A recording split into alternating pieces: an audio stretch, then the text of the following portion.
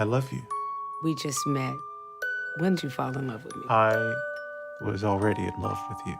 Before you even saw me? What's happening, YouTube peeps? This is going to be my Watchmen Episode 8 review. And for all of my people that have been coming over, that follow me on Power and have been trying to get into Watchmen, but it's a little weird, I'm trying to break it down for you so you can really understand the story, and that'll just help you get into this so much more, because Regina King is killing this thing. Jeremy Irons is killing it. Everyone is doing a great job, and I'm going to try to break it down for you. If you're finding me for the first time, please subscribe to the channel. Turn on the notifications so when I drop videos, you get them. If you enjoy what I do, follow me on all my social media links, because we never know, one day I might be off YouTube and I still want you guys to be able to follow me. And if you're into buying YouTuber merch, please check my link for shoplifegains.com. Great t-shirts you can buy over there. This whole entire episode is a trip down memory lane. Basically, all the things that have been leading up to this episode that you might not have had answers for, they're giving them to you in this episode. Now we fully know who Dr. Manhattan is. And for those of you who don't know who Dr. Manhattan is or the power he possessed, this guy is basically a god, ladies and gentlemen. He possesses omnipotent powers like God. He can create life. He can see what is going on in his own life every minute from past to future at every breaking second. And that's something he wrestles with, because that bothers him as a being. And in this particular episode, we get a chance to see a God figure humanized, because he goes through the process of falling in love. He falls in love with our girl, Angela. We know her as Sister Night. And the show opens up with him walking into the bar. That was pretty much the name of this episode. And as he's walking into the bar, you see them dick pics of him and all that kind of stuff. People are still worshiping my man and all that. And he goes into that bar with his face hidden, because he doesn't want people to know who he is. He brings Angela 2 beers, saying that we're going to be married, we're going to get together. And she's looking at him like, dude, who the hell are you? I don't know who you are. You're saying all these things to me. You say you're Dr. Manhattan, blah, blah, blah. Whatever. Show me your powers. It's basically what she does the whole time they're talking. And as they start to talk, we learn that when they showed him on Mars, that was just a total smoke screen. The whole time he's been on Europa, that is one of the moons of our planets that we have out there. And he is creating life on Europa. And he made life in the image of Mr. Phillips and Mrs. Crookshank, the 2 people that you guys have been seeing Ozymandias cloning the whole time. And the reason why Dr. Manhattan does that, aka John, is because when he was a young boy and they was out in the castle, he seen them having sex. He got caught. And they didn't exactly tell on him, but they talked to him. They gave him a Bible, told him to recreate that kingdom they was in. And that's basically what he did on Europa. And he made his people in their image because of the creed he made to them when he was young. So that just kind of shows you the depth of this character, who he is. He sticks to his word, and he's really, really a good dude. But throughout the date with Angela, she is edging him to show her the powers. He's basically telling her all that he can see, everything that she's done. And she lets him know that she doesn't really care for Dr. Manhattan, because she blames Dr. Manhattan for killing her parents and putting things that set in place that killed her parents. And from there, they go into, him saying if we're going to be together, and her wanting to know if they can be together, how he can blend in. And basically, she takes him to a morgue there in Saigon, and she shows him these corpses. And she eventually gets to Calvin, someone that she was attracted to, but she didn't want to admit it because he was dead. And from there, John takes on the form of Calvin to just basically solidify that they're going to be dating. This is a form that he can take on that people won't be able to bother him as Dr. Manhattan. And a deadline for their relationship is also established too during this whole conversation.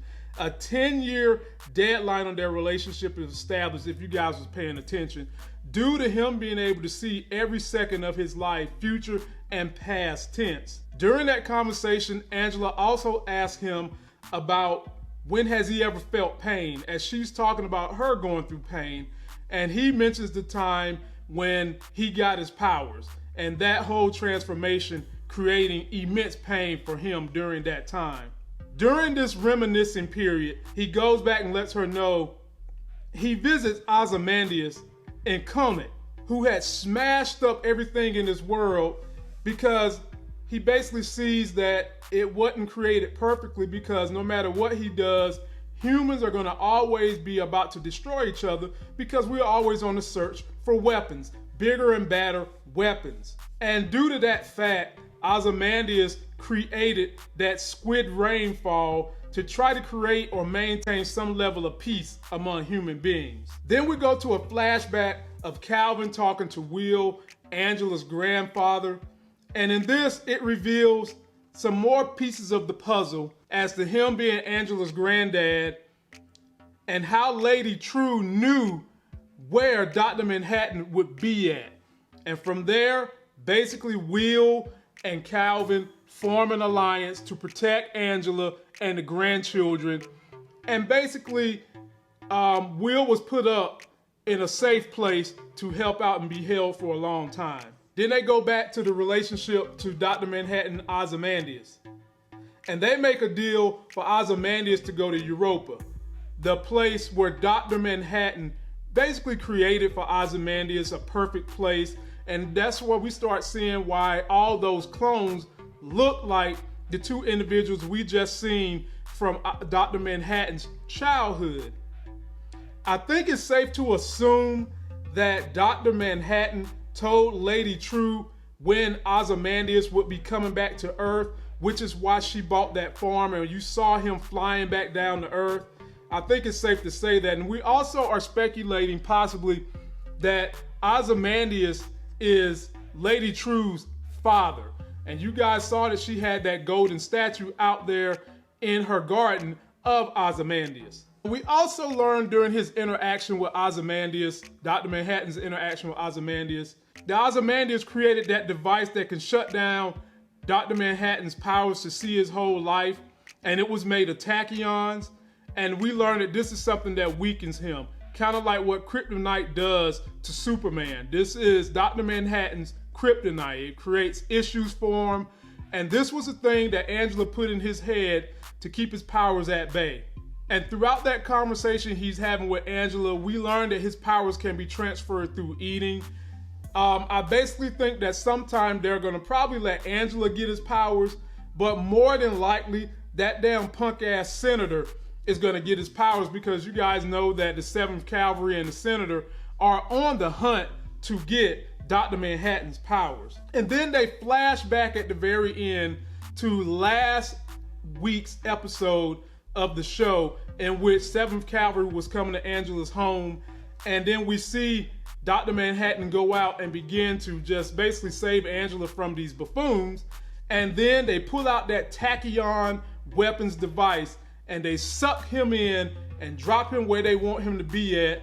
And now we're left with the cliffhanger of wondering, is the senator going to get his powers? More than likely they are going to give the powers to the senator, but then if the senator starts tripping, are they going to turn the tachyon device on the senator?